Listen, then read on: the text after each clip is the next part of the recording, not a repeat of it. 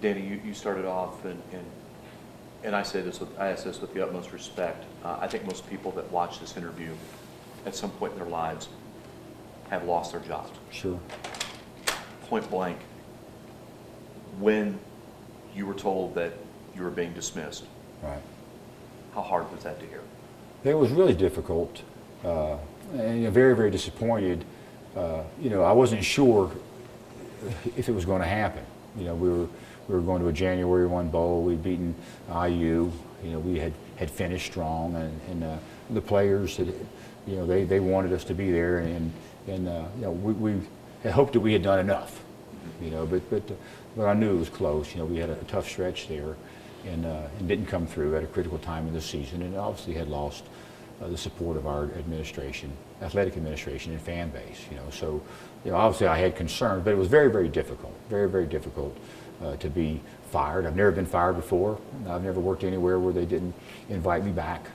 But it was very, very difficult to be dismissed from Purdue, and then how they went about doing it, I didn't really appreciate. I thought that it was handled unprofessionally, that I deserved that it be handled in a better way.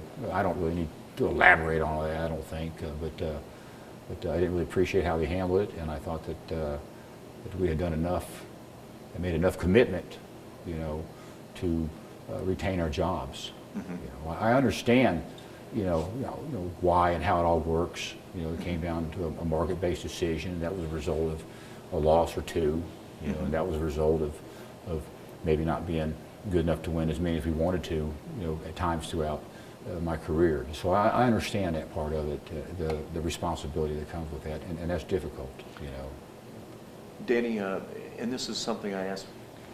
Morgan Burke hired you. Sure. Morgan Burke obviously fired you. Right. Do you ever find yourself, thinking, well, obviously Morgan had to have changed his opinion about something.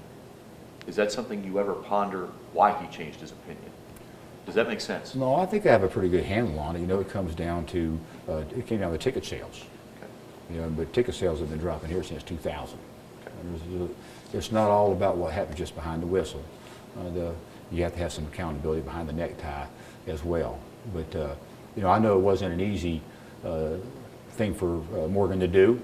We worked really hard while I was here. He and I did work very, very hard, and I think he's a very good athletic director. But that was his responsibility, and I understand that. That's part of the game. It's his responsibility as the athletic director if he feels needed to make a change. And I can accept that.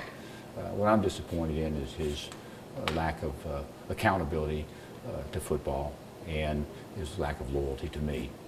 I felt like if he had been a little more accountable, then he would not have had to exercise the responsibility of dismissing me.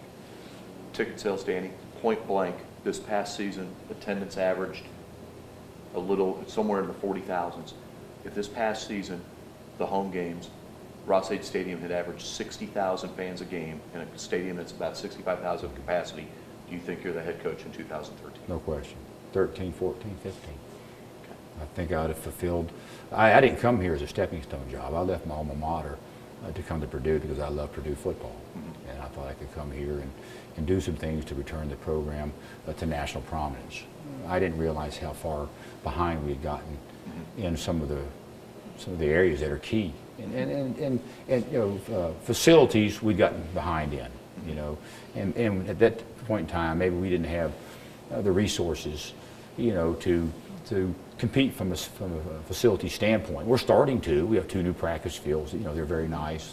They're A+ practice fields. Our indoor facility is an A+ indoor facility.